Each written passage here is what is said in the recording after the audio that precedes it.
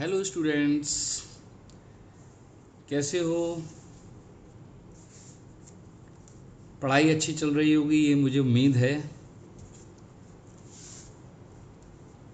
और आपका समय ज़्यादा ख़राब ना करते हुए,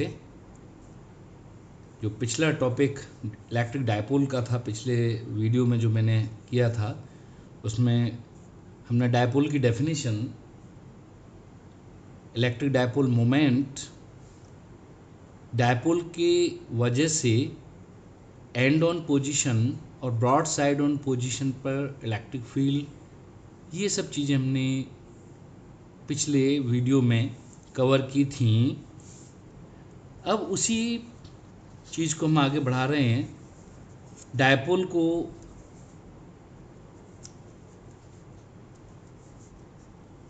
को और कहाँ पर उसकी वजह से इलेक्ट्रिक फील्ड हम फाइंड कर सकते हैं। तो एक जनरल पॉइंट अगर डायपोल का ले लिया जाए, ना वो एंड ऑन पोजीशन पे हो ना इक्वेटोरियल पोजीशन पे हो, तो उसका इलेक्ट्रिक फील्ड कैसे फाइंड करेंगे। क्योंकि प्रैक्टिकली शॉर्ट डायपोल ही सिलेबस में होते हैं, मॉलिक्यूल से डायपोल जो बन रहे हैं वही हमारे सिलेबस में है ज़्यादातर। वैसे ही डायपोल्स हमें मिलेंगे, उनकी स्टडी करने को मिलेगी केमिस्ट्री में भी और मॉडर्न फिजिक्स में भी। ऐसे इलेक्ट्रिकल इंजीनियरिंग मटेरियल, वहाँ पर भी हमें ये शॉर्ट डायपोल ही यूज़ होते हैं। तो इसलिए हम शॉर्ट डायपोल के लिए मैंने ये हेडिंग लिख ली, electric field due to a dipole at any point. और शॉर्ट डायपोल, क्योंकि हम शॉर्ट डायपोल की वजह से पढ़ रहे हैं। शॉर्ट डायपोल का मतलब क्या है कि जो ऑब्जर्वेशन पॉइंट है वो डायपोल से काफ़ी दूर है, यानी उसकी लेंथ, डायपोल की लेंथ है वो उस ऑब्जर्वेशन पॉइंट के कंपैरिजन में काफ़ी छोटी हो गई, उसकी डिस्टेंस के कंपैरिजन में काफ़ी छोटी हो गई है। यानी R is very very greater than 2a और length of dipole is much much lesser than the R. तो वो पॉइंट जो एक अननोन पॉइंट, एक जनरल पॉइंट, ना तो वो एक्सिस है ना इक्वेटर है, या मान लो थीटा एंगल पर ये एक लाइन जो जा रही है सेंटर से, उस पर वो पॉइंट सी है। इस सी पॉइंट पर मुझे इलेक्ट्रोस्टैटिक फील्ड इस डायपोल की वजह से पता करना है। तो इसको मैंने डिस्क्राइब भी कर दिया है। Suppose there is an electric dipole with charges -q and +q and length 2a, length इसकी 2a। तो डायपोल मोमेंट क्या हो जाएगा, P = q × 2a। और इस पॉइंट को भी डिस्क्राइब कर दिया है। And there is a point C which is on a line making an angle theta with the axis of dipole.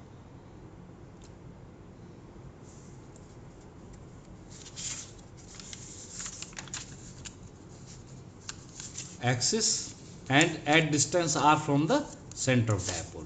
यानी पूरी बात मैंने यहाँ पर एक्सप्लेन कर दी है। ये मैंने डायग्राम वगैरह पहले से इसलिए बना दिए जिससे कि थोड़ा सा हमारा टाइम बचे। और जो पुरानी बात जो पिछले उसमें पढ़ा था वो भी मैंने पहले ही लिख दी है। हमने एंड ऑन पोजिशन में फॉर्मूला पढ़ा था, EA = 2kp/r3, और ब्रॉड साइड ऑन पोजिशन पढ़ा था EB = -kp/r3। ये शॉर्ट डायपोल के लिए जब r is very very greater than 2a होता है उसके लिए ही ये फॉर्मूले थे।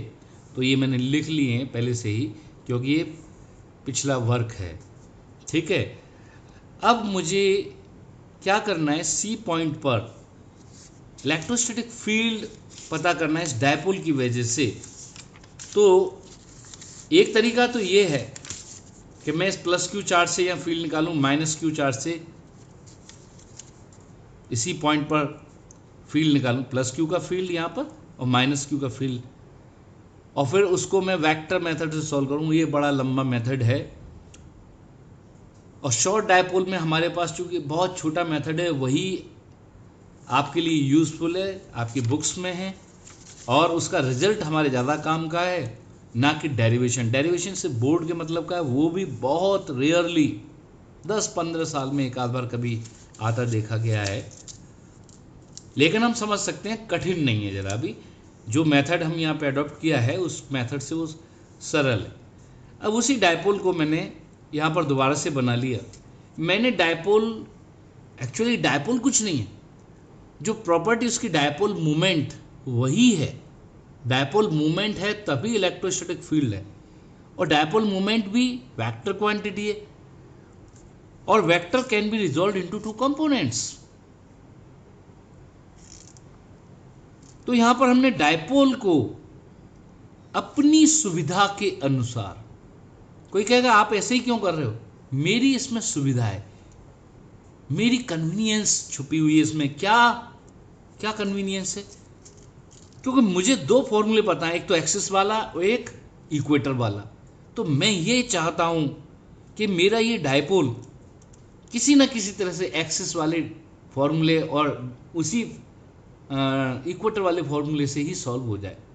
तो मैंने क्या किया, इस जो ओरिजिनल वेक्टर हमारे पास था डायपोल मोमेंट वेक्टर, उसको दो कंपोनेंट में रिजॉल्व कर लिया, P cos theta and P sine theta. P cos theta के कारण पॉइंट सी पर फील्ड और पी साइन थीटा की वजह से इस पॉइंट सी पर।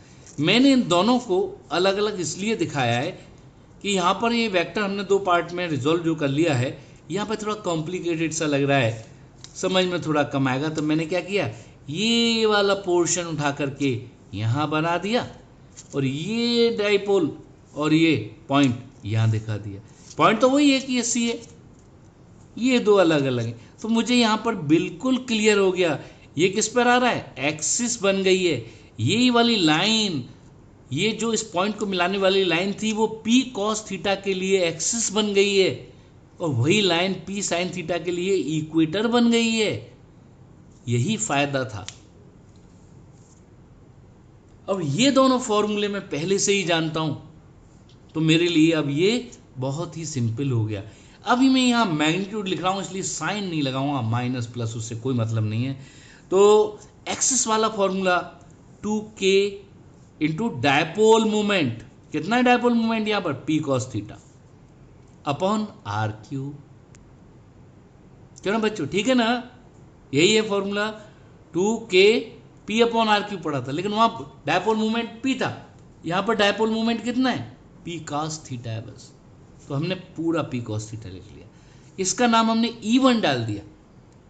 अब दूसरा डायपोल हमारा जो बन रहा है वो पी साइन थीटा है, और उसके इक्वेटर पर है, ब्रॉड साइड ऑन पोजिशन लगेगी। तो E2 is equal to K P sine, अब वहां पे क्या था, K P upon R cube, तो पी की जगह यहाँ पे क्या आएगा, चूंकि यहाँ पर dipole movement vector P sine theta है तो उसका मैग्नीट्यूड तो K P sine theta upon R cube. तो E1 और E2 डायरेक्शन, एक्सिस के लिए डायरेक्शन क्या होगा, अलोंग द डायपोल मूवमेंट, और इक्वेटर के लिए क्या होगा, opposite to the dipole. Dipole movement इधर है तो opposite to the dipole movement ये हो गया। तो हमें ये दो वेक्टर मिल गए, E1 और E2। इनका रिजल्टेंट वेक्टर ही हमें पता करना है, मैग्नीट्यूड वाइज भी और डायरेक्शन के हिसाब से भी। ये डायरेक्शन फाई होगी, ये मैग्नीट्यूड E हो गया।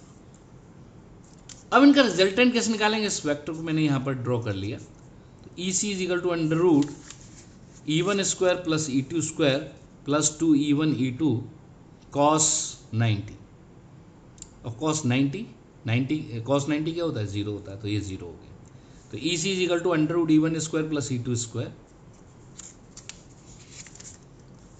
अब मैं इसको आगे लिखता हूँ, ये सब डायग्राम वाला पोर्शन था इसलिए मैंने पहले बना लिया था, जिससे टाइम हमारा बचे, आपके सामने बैठ के बनाता रहता, कुछ बोलता नहीं, उतनी देर बोलने की ज़रूरत नहीं पड़ती, तो समय हमारा बच जाए, इसलिए हमने ऐसा किया। अब मैं जो है सी पॉइंट पर जो इलेक्ट्रिक फील्ड था उसका मैग्नीट्यूड में निकाल रहा हूँ।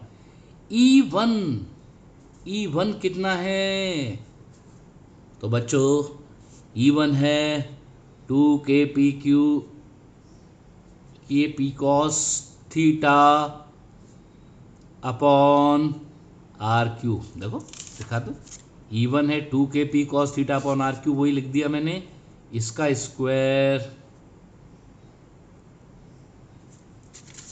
और E2 है के पी साइन थीटा, तो K P sine theta upon R cube इसका होल स्क्वायर। तीसरी चीज तो जीरो हो गई थी। अब देखो अंडर रूट क्या कॉमन है अंदर, के पी अपॉन आर क्यू, इसका स्क्वायर इसमें से बाहर आ जाएगा, तो अंदर बचेगा 2 कॉस थीटा का स्क्वायर प्लस साइन थीटा का स्क्वायर, ये बचेगा। इसमें स्क्वायर लगाया और रूट भी लगाया तो ये तो बाहर आ जाएगा।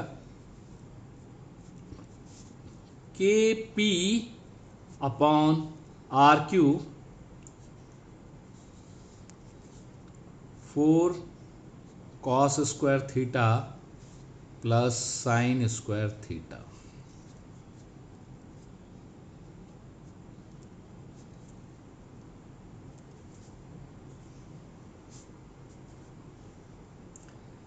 थ्री कॉस स्क्वायर थीटा को अलग कर लिया,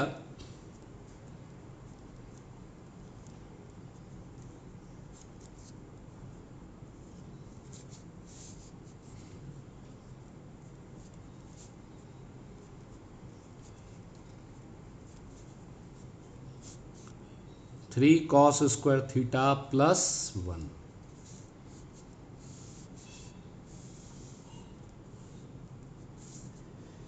मैंने वो 4 कॉस स्क्वायर थीटा था वो दो पार्ट में ब्रेक कर लिया, 3 प्लस 1, और ये मैं जानता हूं कि 1 होता है sine square theta plus cos square theta is equal to 1। तो ये फॉर्मूला हमारे सामने आ गया।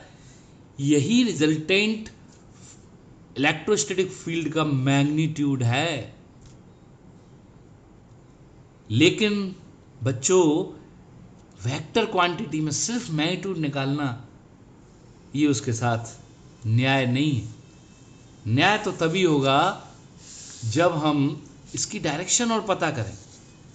डायरेक्शन के लिए फिर दोबारा से मैं इसी पे आ जाता हूं कि भाई जो फाइनल वेक्टर हमारा आ रहा है ई सी, जिसको हम बोल रहे हैं ये वाला वेक्टर, तो ये वेक्टर का जो डायरेक्शन है वो एक्चुअली क्या है, हमें डायरेक्शन चाहिए किससे, पी वेक्टर के साथ। तो पी वेक्टर के साथ जो डायरेक्शन होगा वो फाई होगा, और ये फाई कैसे निकालेगा, ये तो थीटा है। E1 और E2 इन दोनों का जो रिजल्टेंट था, E1 का और E2 का जो रिजल्टेंट, अब आप कहोगे कि साहब आपने ये 90 डिग्री क्यों दिखाया है, उसका रीजन ये है कि हमारे पी साइन थीटा और पी कॉस थीटा परपेंडिकुलर थे, तो इनके जो इलेक्ट्रोस्टैटिक फील्ड है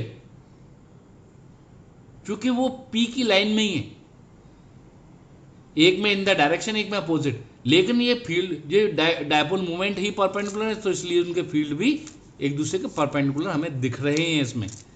तो ये एंगल 90 है।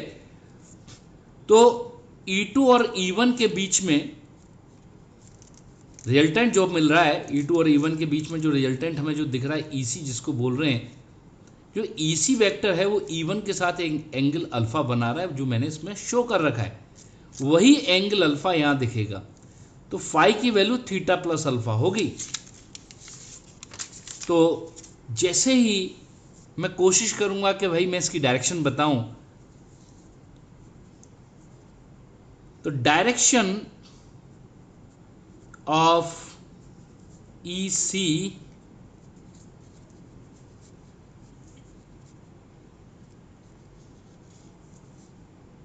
with respect to P vector is phi।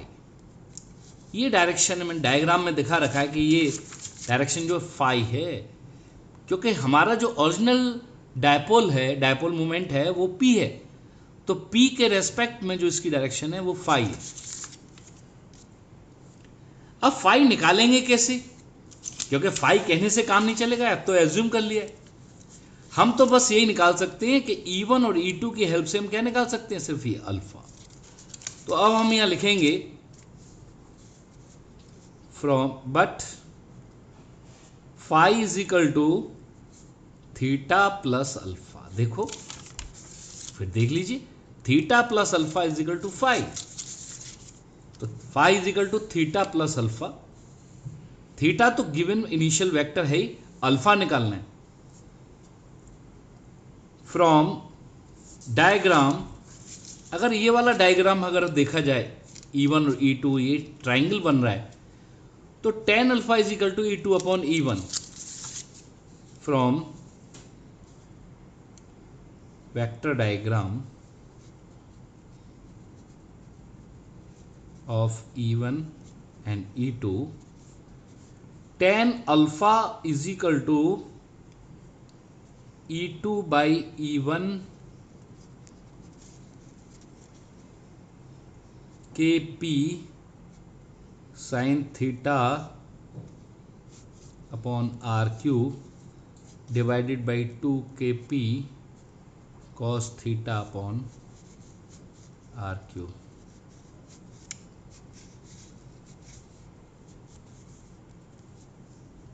One by two tan theta, sine theta upon cos theta, tan theta, और टू नीचे और है तो one by two tan theta.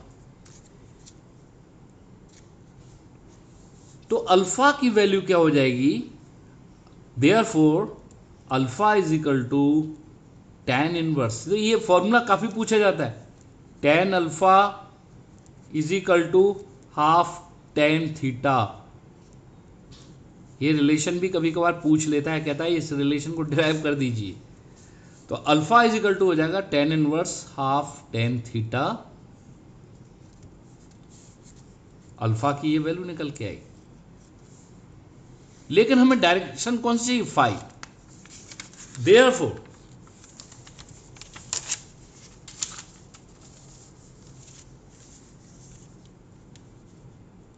Therefore phi is equal to theta plus tan inverse half tan theta. अब ये derivation हमारे लिए complete हो गया, क्योंकि मैग्नीट्यूड भी मैंने एक्सप्लेन कर दिया और डायरेक्शन भी मैंने अच्छी तरह से बिल्कुल समझा के बता दी। इस फॉर्मूले को, क्योंकि ये जनरल फॉर्मूला है, तो इससे हम एंड ऑन पोजीशन और ब्रॉड साइड ऑन पोजीशन दोनों फाइंड कर सकते हैं। तो इसके लिए केस वन अगर मैं लिख लूं, if theta is equal to 0, that is on the axis of dipole,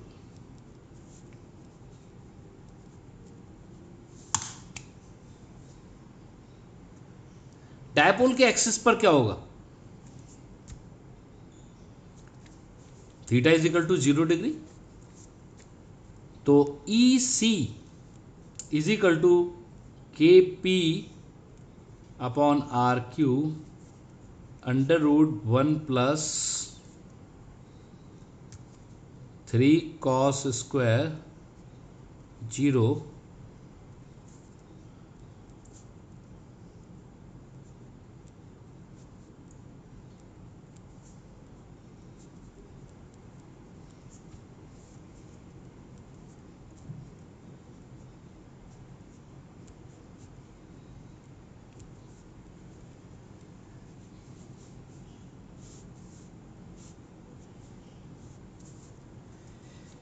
आपने देखा कि वही फॉर्मूला आ गया जो कि एक्सिस वाला था, यानी ये बात प्रूव हो गई। डायरेक्शन भी देख लो, फाई की वैल्यू कितनी आएगी, 0 plus tan inverse half ten 0।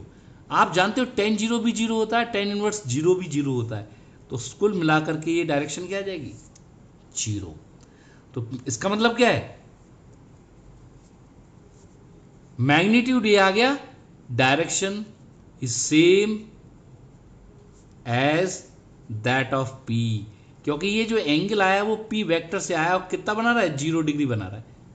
तो डायरेक्शन क्या होगी, पी वाली डायरेक्शन होगी। यही हमने बात वहां पे बताई थी, सेम बात यहां पर प्रूफ भी हो गई। अब केस नंबर 2, केस नंबर 2 क्या कहता है,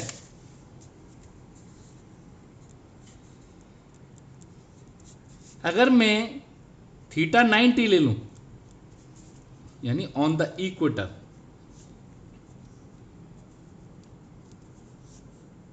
तो थीटा 90 लेते ही ई सी की वैल्यू क्या होगी, K P upon R cube under root 1 plus cos square 90 3 cos square 90, तो ये हो जाएगा K P upon R cube, और यहाँ 1 रह जाएगा क्योंकि कॉस 90 की वैल्यू तो 0 है, तो ये के पी अपॉन आर क्यूब, और फाई की वैल्यू होगी 90 degree plus tan inverse half 10 90 tan inverse infinite, क्योंकि 10 90 इनफाइनाइट होता है, तो 90 डिग्री प्लस 90 डिग्री 180 डिग्री, और 180 डिग्री, अब देखो P वेक्टर ये है, इससे 180 डिग्री क्या हो जाएगा, ये, तो ई सी की डायरेक्शन ये आ रही है, तो इसका मतलब क्या है, therefore direction is opposite to P, P के अगेंस्ट हो गई। ये वाली बातें हम पहले ही पढ़ चुके हैं, इस फॉर्मूले ने भी ये हमारी वही बातें रिपीट कर दी दोबारा से, जो जनरल फॉर्मूला था उसने वही बातें सब दोबारा से बता दी। तो यहाँ पर ये काम समाप्त हो जाता है इसका। एक हम चाहें तो क्वेश्चन ले सकते हैं, find the value of theta for which electric field vector is perpendicular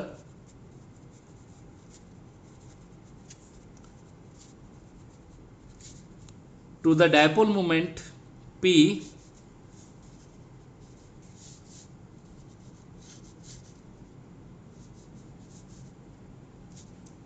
ये हमें फाइंड करना है, क्वेश्चन है। यानी वो क्या कह रहा है कि फाई की value, that is phi equal to 90 degree, अगर फाई 90 डिग्री है तो कह रहा है थीटा कितना होगा ये हमें बताना है। अगर फाई 90 डिग्री है तो थीटा की वैल्यू हमें बतानी है, ये कह रहा है वो। तो बताएं कितनी होगी, कैसे करेंगे, तो आप सीधे उसी फॉर्मूले में रख लीजिए कि फाई 90 है तो phi is equal to theta plus tan inverse 1/2 tan theta. इसको सॉल्व करना, अब इसको 90 is equal to theta plus tan inverse 1/2 tan theta, और सॉल्व कर दें इसे। ये क्या इंप्लाई कर रहा है, इससे क्या बात आई सामने निकल के, इससे जो बात आई वो ये आई कि अगर मैं थीटा को उधर ले जाऊं तो 90 minus theta is equal to tan inverse 90 minus theta is equal to tan inverse half tan theta. अगले पेज पे मैं इसको सॉल्व करता हूं। Half tan inverse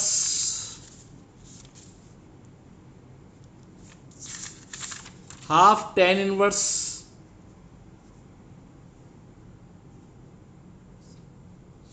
inverse half tan theta, ये था tan inverse half tan theta is equal to 90 minus theta,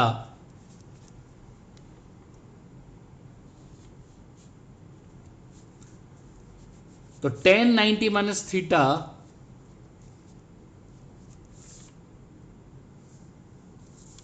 tan 90 minus theta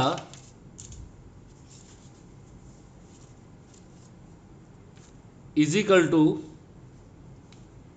इसको इधर ले आया हूं, हाफ tan थीटा, और ये क्या है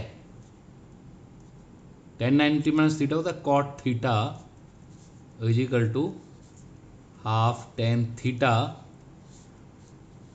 और अगर मैं 2 को इधर ले जाऊं, कॉट को इधर ले जाऊं, तो tan theta upon cot theta, आप लोगों के हिसाब से कर देता हूं 2।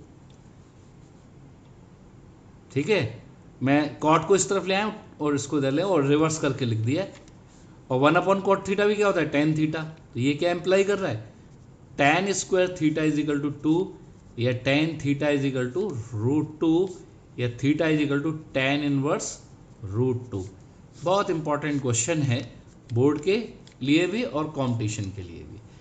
टेन इनवर्स √2 एंगल पर अगर हम कोई पॉइंट लेते हैं डायपोल से, डायपोल की एक्सिस से, तो वहां इलेक्ट्रोस्टैटिक फील्ड है, उसकी डायरेक्शन हमेशा क्या होगी, परपेंडिकुलर होगी, परपेंडिकुलर होगी। ये बात हमेशा ध्यान रखना है, काफी इंपॉर्टेंट क्वेश्चन है। तो हम यहां पर इसको विराम लगाते हैं। अब हमें फिजिकल सिग्निफिकेंस ऑफ डायपोल पढ़ना है। तो मैंने पहले ही बताया था, फिजिकल सिग्निफिकेंस में बोलूंगा ज्यादा मैं, significance of dipole. Physical significance क्या है,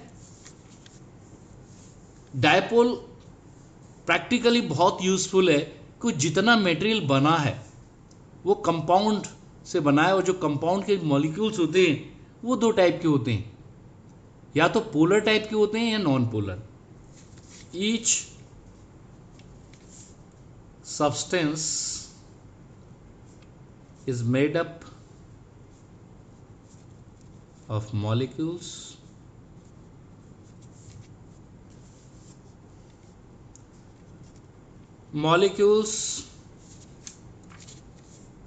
of compounds are either polar, non-polar और आयनिक, कुछ भी हो सकते हैं। Polar and ionic molecules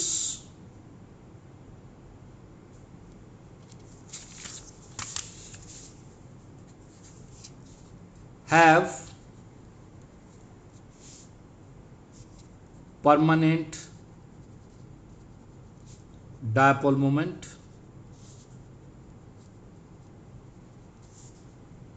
but non-polar molecules gets polarized in presence of electric field.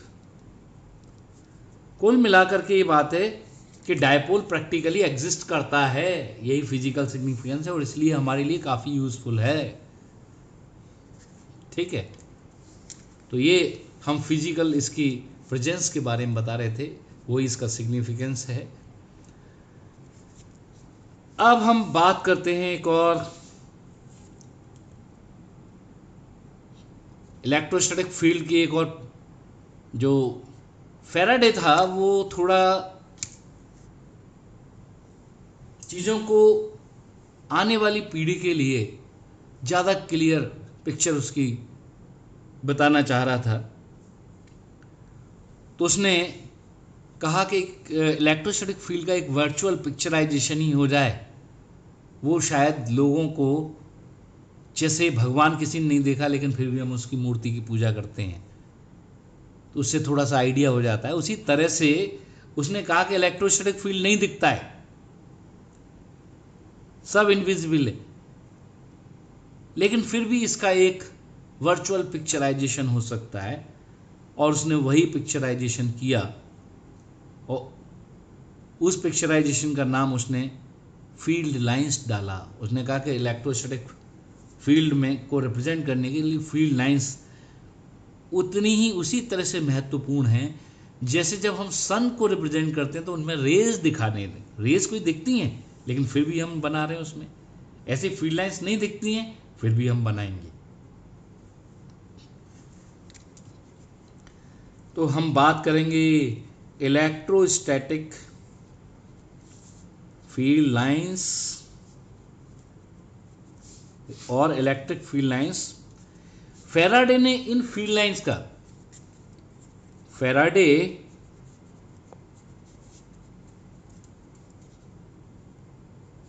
gave a virtual picture of electric field by using imaginary lines called electric field lines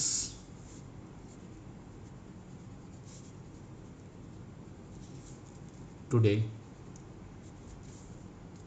Faraday called them lines of force. Faraday ने इन lines का नाम lines of force रखा। Faraday ने एक virtual picture create करने की कोशिश की इलेक्ट्रिक चार्ज के चारों तरफ, क्योंकि उसने डेफिनेशन में बताया था कि किसी भी चार्ज के चारों तरफ एक फील्ड होता है, जैसे एक बल्ब के चारों तरफ रोशनी होती है और उसका आभास हमें हो जाता है विजन से, ठीक उसी प्रकार चार्ज के चारों तरफ भी एक इलेक्ट्रिक फील्ड है जिसका आभास हो जाता है किसी दूसरे चार्ज पे फोर्स लगने से। अब वो कह रहा है कि ये फील्ड की एक पिक्चर क्रिएट कर दी जाए जिससे लोगों को और ज़्यादा समझ में आ जाए। तो वो एक वर्चुअल पिक्चर जो क्रिएट करने के लिए उसने जो बातें बताई, जो चीज़ें की, या जो उसके जो मेन कंपोनेंट थे, उन्हीं का नाम क्या था, इलेक्ट्रिक फील्ड लाइंस। और ये भी लाइंस कैसी होती थी, इमेजिनरी लाइंस। आज इनको इलेक्ट्रिक फील्ड लाइंस कहा जाता है, लेकिन फैराडे ने इनको लाइंस ऑफ फोर्स कहा था।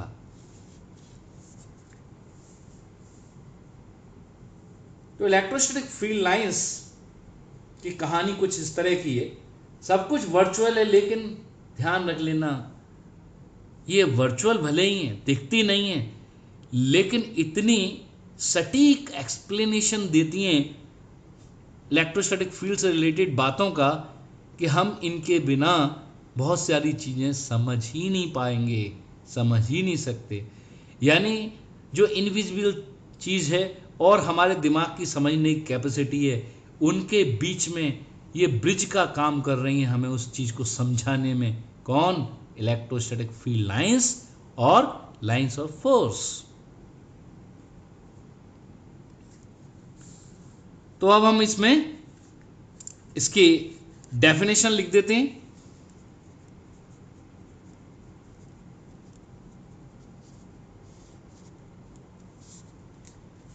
These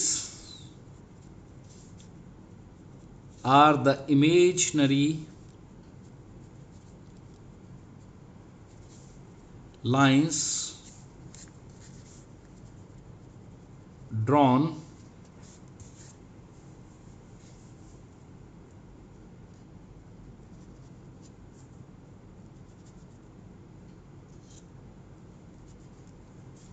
in the electric field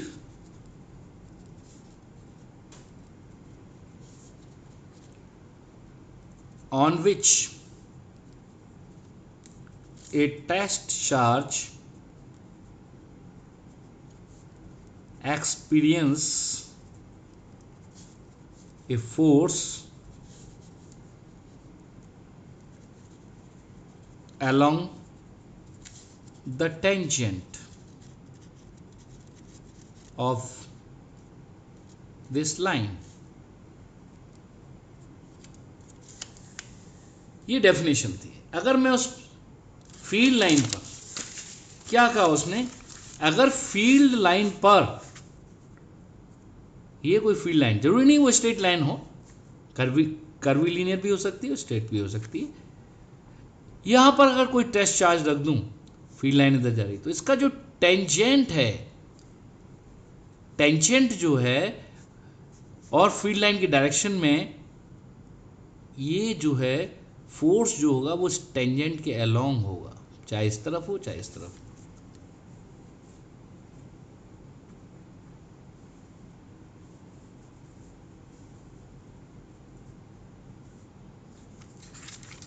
समझ लीजिए इस चीज को।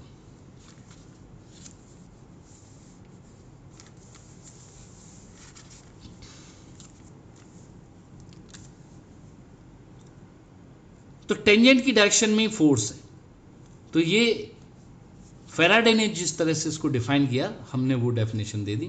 फिर इसके बाद प्रॉपर्टीज डिस्कस की गई। प्रॉपर्टीज में बची हुई बातें भी आ जाएंगी of lines of force.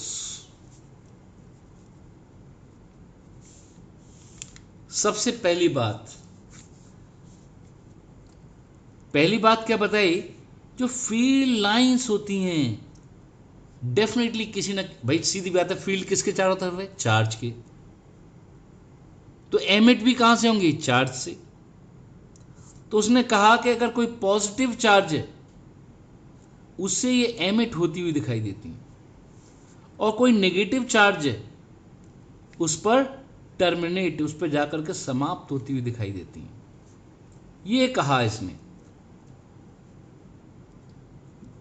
these lines emit from positive charge and terminate on the negative charge। Positive charge से एमिट होती हैं और नेगेटिव चार्ज पर जाकर के टर्मिनेट हो जाती हैं। यह है कुल मिलाकर के इसकी स्थिति।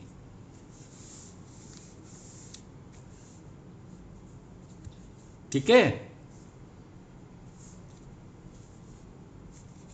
दूसरी जो प्रॉपर्टी है, नहीं पॉजिटिव चार्ज से चलती हैं और नेगेटिव चार्ज पे जाकर, ये प्लस क्यू चार्ज है, ये माइनस क्यू चार्ज है। इसको नेगेटिव, इसको मत समझ लेना, ऑन नेगेटिव चार्ज पे जाकर टर्मिनेट हो जाती हैं। ये नेगेटिव चार्ज पे टर्मिनेट हो रही हैं, समाप्त हो रही हैं, और प्लस क्यू चार्ज से स्टार्ट हो रही हैं। अब दूसरी प्रॉपर्टी पे आ जाइए। दूसरी प्रॉपर्टी क्या है, अगर हम इस पर टेंजेंट ड्रॉ कर दें फील्ड लाइंस पर, tangent drawn on the field line shows the direction of electric field at that point। किसी भी पॉइंट पर अगर मैंने टेंजेंट खींच दी तो वो डायरेक्शन ऑफ इलेक्ट्रिक फील्ड को शो करेगी। इस पॉइंट पर जो इलेक्ट्रिक फील्ड होगा उसको वो रिप्रेजेंट करना शुरू कर देगी। तीसरी बात, जहां पर field lines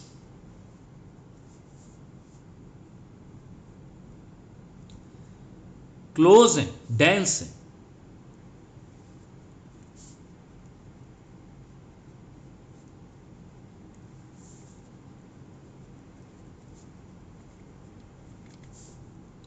denser the field lines, greater will be the intensity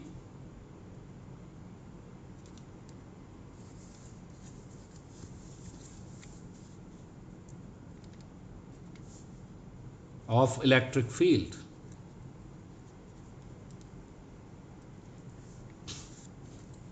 जहां पर फील्ड लाइंस पास है, मान लो ये पॉइंट ए है, यहां दूर है ये पॉइंट बी है, तो वो कह रहा है कि जहां पर डेंसर हैं वहां पर जो है इंटेंसिटी ज़्यादा होगी, यानी E A is greater than E B. ये प्रॉपर्टीज हैं इसकी, फील्ड लाइंस की।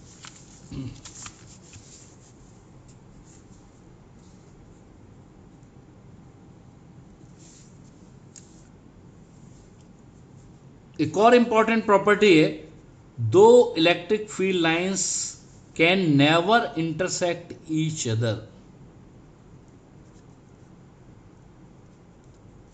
Not possible.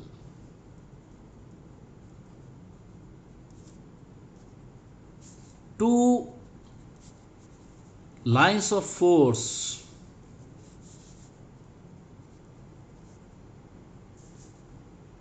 can never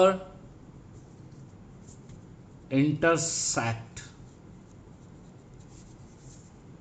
each other। ये लाइंस ऑफ फोर्स कभी एक दूसरे को इंटरसेक्ट नहीं कर सकती हैं।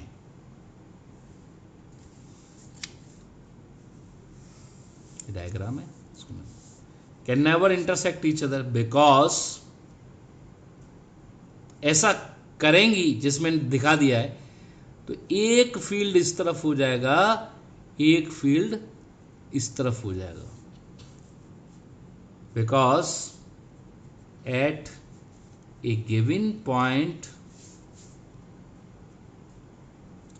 To electric fields are not possible due to law of superposition।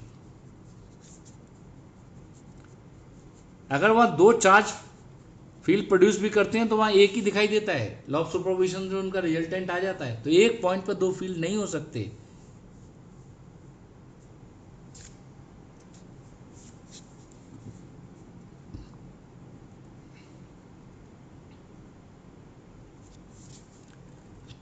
इसके अलावा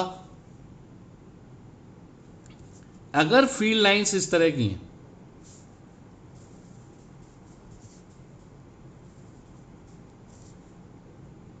parallel and equidistant,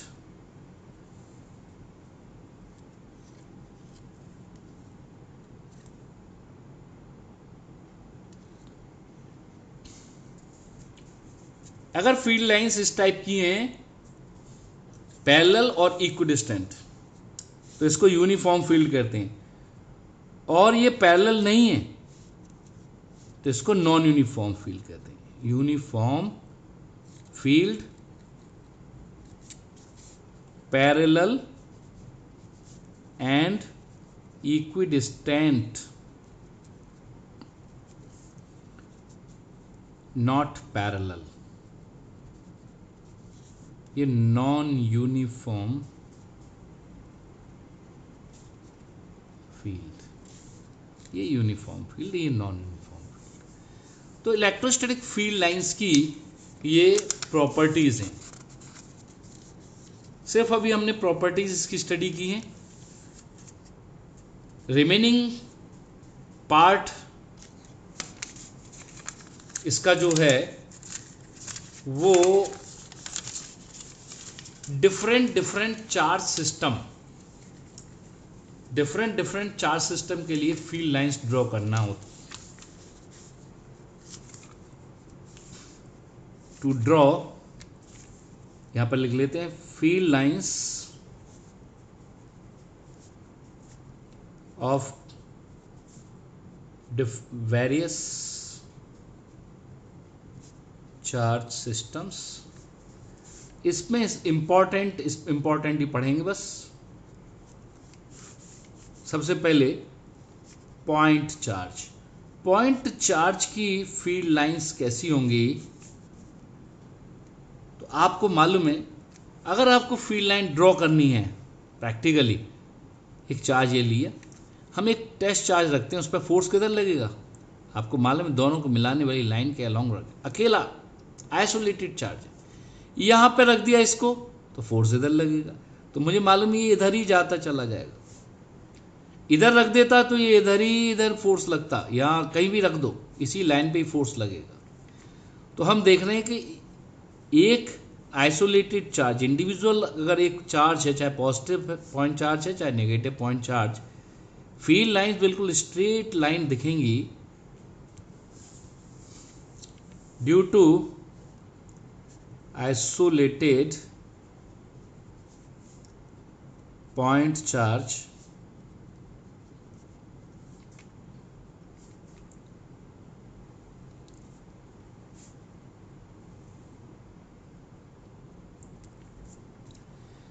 due to isolated point charge, field lines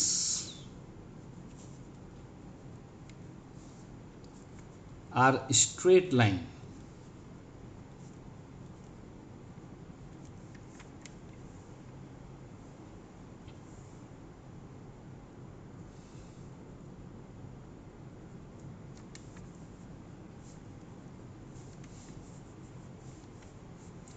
Straight lines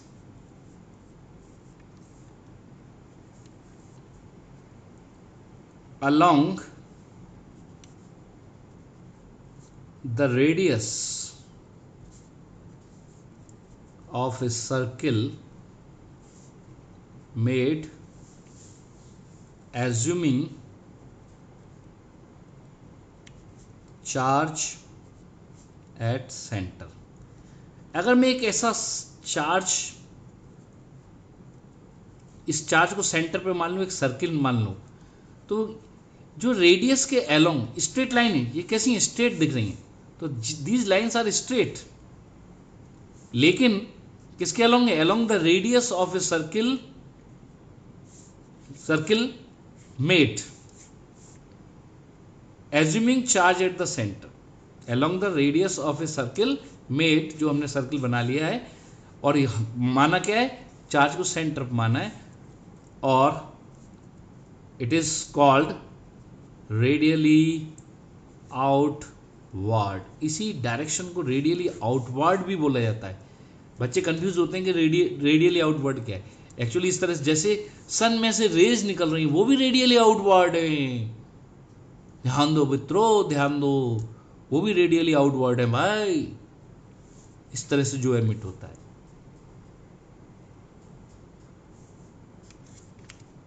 अगर यही नेगेटिव चार्ज होता, आइसोलेटेड नेगेटिव पॉइंट चार्ज होता,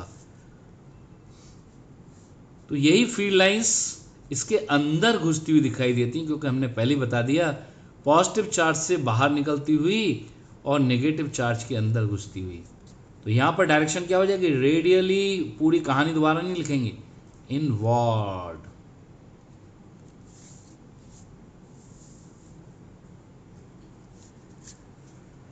दूसरा पॉइंट है, दूसरा सिस्टम है, ये तो आइसोलेटेड पॉइंट चार्ज का सिस्टम था.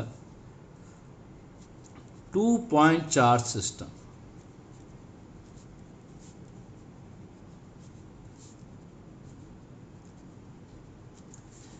अगर 2 पॉइंट चार्ज का सिस्टम है,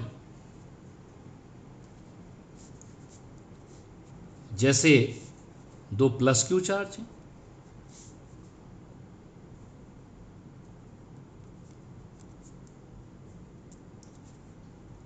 आइडेंटिकल पॉइंट चार्जेस,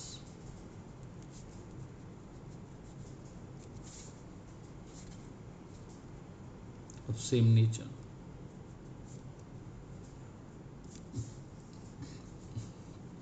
तो फील्ड लाइंस कैसी आती हैं? आपको बता दें, जो फील्ड लाइंस हैं, पॉजिटिव चार्ज से निकलने वाली फील्ड लाइंस को नेगेटिव चार्ज अट्रैक्ट करता है, जबकि पॉजिटिव चार्ज से निकलने वाली फील्ड लाइंस को दूसरा पॉजिटिव चार्ज क्या करता है? रिपेल करता है. और चूंकि ये इसको रिपेल करेगा, तो फील्ड लाइंस इसकी तरफ न जाकर के ऐसे करके मुड़ना शुरू कर देंगे.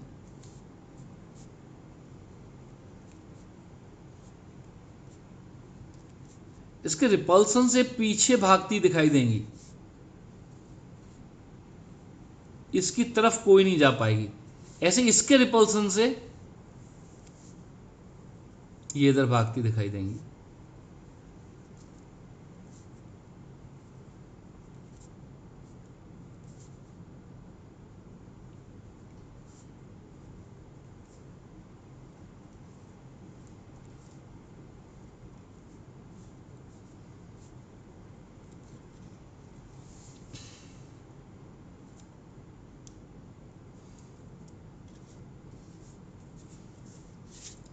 तो इस तरह की फील्ड लाइंस दिखाई देंगी अगर दोनों आइडेंटिकल चार्ज है, और यही नेगेटिव होते, माइनस क्यू होते।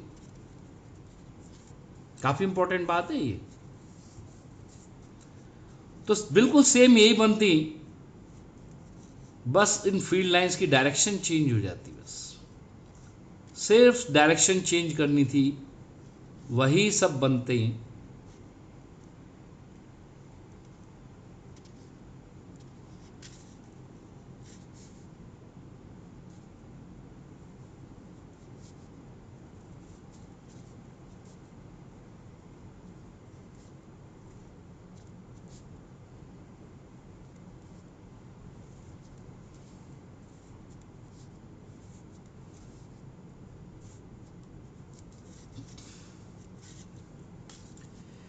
बिल्कुल सेम वैसी ही बनेंगी, दो आइडेंटिकल चार्ज जब ले लेंगे।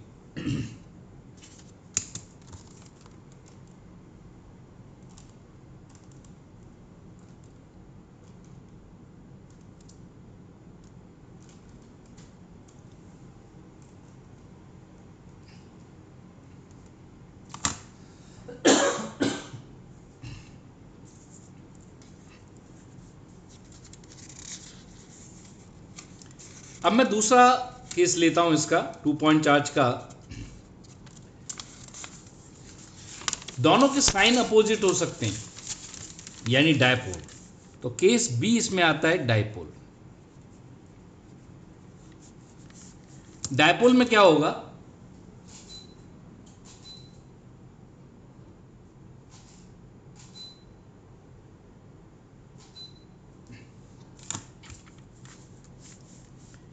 एक पॉजिटिव चार्ज, दूसरा आइडेंटिकल नेगेटिव चार्ज, इसके लिए जो फील्ड लाइंस हैं, अब देखो ये नेगेटिव चार्ज इसकी फील्ड लाइंस को अट्रैक्ट करेगा, तो जो भाग गई थी उधर, वो अब इसकी तरफ जाना शुरू कर देती हैं।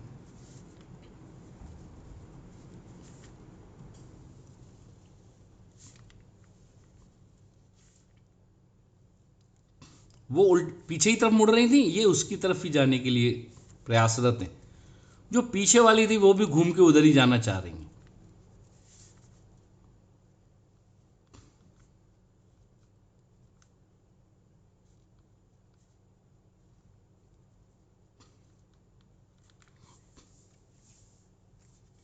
ध्यान रख लेना, आइडेंटिकल चार्ज को जब हम लाइंस ऑफ फोर्स दिखा रहे हैं तो दोनों में नंबर ऑफ फील्ड लाइंस बराबर दिखाएंगे। अब ये दोनों प्लस क्यू और ये माइनस क्यू, मैग्नीट्यूड बराबर, number of lines of force is proportional to the magnitude of charge. Charge का मैग्नीट्यूड जितना ज्यादा होगा उतनी ज्यादा फील्ड लाइंस उससे एमिट होंगी। तो डायपोल का केस हो गया। सी केस है, इनमें दोनों में क्या था, मैग्नीट्यूड सेम थे, ए और बी केस में। सी में इफ बोथ चार्जेस, ये इंपॉर्टेंट है कंपटीशन के पॉइंट ऑफ व्यू से, काफी इंपॉर्टेंट है।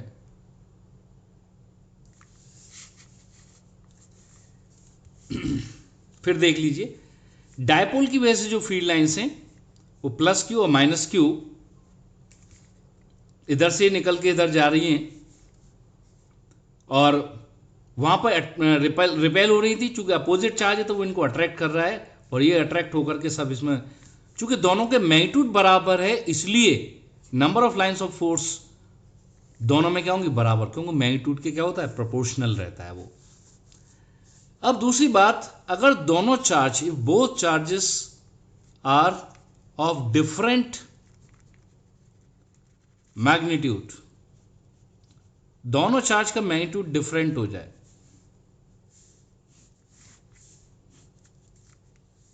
तो फिर क्या होगा, दोनों चार्जेस का जो मैग्नीट्यूड है अगर वो डिफरेंट हो जाए तो क्या होगा। तो अगर मान लो ये प्लस Q1 चार्ज है, ये प्लस Q2 चार्ज है, और फील्ड लाइंस कुछ ऐसे करके बन गई। मैं पहले बता देता हूँ, मान लो Q1 Q2 से बड़ा है। अभी मैंने बताया जो बड़ा होगा उसमें से नंबर ऑफ फील्ड लाइंस ज़्यादा एमिट हो रही होंगी, उसकी स्ट्रेंथ भी ज़्यादा होगी, तो उसकी फील्ड लाइंस लगभग स्ट्रेट होंगी।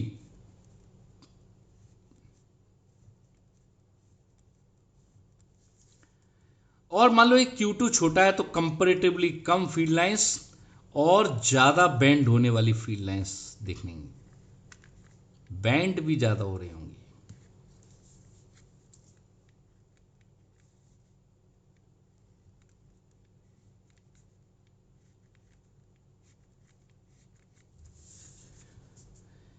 इसकी नंबर ऑफ फील्ड लाइंस इससे ज़्यादा होंगी, इसका मतलब ये बड़ा है। रिपेल कर रही हैं, इसका मतलब दोनों का चार्ज कैसा है, लाइक नेचर का है। और ये बाहर की तरफ है, चार्ज से अवे जा रही हैं, इसलिए दोनों ही चार्ज कैसे हैं, पॉजिटिव। तो हम फील्ड लाइंस देख करके ही बता देंगे कि कौन सा चार्ज बड़ा है, कौन सा चार्ज छोटा है। यही क्वेश्चन आते हैं, यही क्वेश्चन पूछे जाते हैं, बोर्ड में भी पूछ लिए जाते हैं, नीट में भी आया है, जेईई मेंस में भी आया है, और पुराने एग्जाम देखें तो जेईई एडवांस में भी आया है। मतलब आईआईटी के नाम से जब होता था तब आया है वो, आईआईटी में एडमिशन के लिए। तो ये काफ़ी इंपॉर्टेंट बात है। और इसमें एक और केस, सेकंड बात हम ये भी बता दें, अगर ये प्लस Q1 होता और ये माइनस Q2 होता तो क्या होता, एक प्लस Q1 दूसरा माइनस Q2, तो सीधी वाली लाइन तो सीधी जाती। फिर वही बात, Q1 बड़ा है मैग्नीट्यूड में मान लो Q2 से, तो क्या होगा, मैंने क्या कहा था, जो चार्ज बड़ा है उसके पास स्ट्रेटनेस ज़्यादा होगी और दूसरे चार्ज पे बेंडिंग ज़्यादा होगी। तो ये इस तरह की फील्ड लाइंस देखने को मिलेंगी।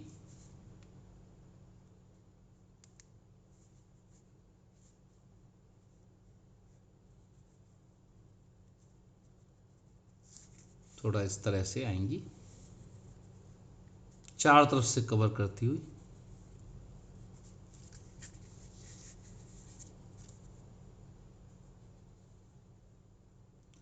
जब ये कवर हो गया, क्योंकि छोटा इसमें कमी है, उसके बाद भी फील्ड लाइंस तो इसमें से तो ज़्यादा निकल रही हैं, तो वो कहाँ जाएंगी, सबको तो ये ले नहीं पाएगा। तो यही इंपॉर्टेंट बात है, वो ऐसे करके निकल जाएंगी, फिर भी कुछ रह जाएंगी, वो और कहीं चली जाएगी, किसी दूसरे चार्ज की तलाश में भी निकल जाएंगी। क्योंकि जब तक ये दोनों चार्ज बराबर नहीं होंगे तब तक इनकी लाइन पूरी एब्जॉर्ब नहीं होंगी, एक की लाइन दूसरे में, क्योंकि ये बड़ा है। इसको जैसे मालूम पड़ा इसने 20 प्रोड्यूस की और ये सिर्फ 15 ही ले सकता था, तो 15 ही लेगा, 5 को ये कह देगा भाई तुम जाइए दूर, वो किसी दूसरे नेगेटिव चार्ज की तलाश में निकल जाएंगे, जहां उन्हें दिख जाएगा वहां पे वो एब्जॉर्ब हो जाएंगे। तो ये फील्ड लाइंस हैं और ये काफ़ी इंपॉर्टेंट है, वेरी वेरी इंपॉर्टेंट क्वेश्चन है, तो ये आपको पता होना चाहिए। तो electrostatic field lines 2 point charge तक की हमने यहाँ पर डिस्कस कर ली हैं। फील्ड लाइंस जैसी आ जाती हैं तो फिर आगे इसके दूसरी पॉइंट्स, एक हम इसके बाद हम फ्लक्स पढ़ेंगे। इलेक्ट्रोस्टैटिक फील्ड में हम किसी भी चार्ज पर फोर्स पढ़ेंगे। तो ये सब चीज़ें हमें आगे चल के डिस्कस करनी है, तो यहाँ पर हम इस वीडियो को रोक देते हैं, क्योंकि आज के लिए इतना काफ़ी है। Thank you very much. फिर मिलते हैं आपसे, इसको रिवाइज कर लो अच्छी तरह से।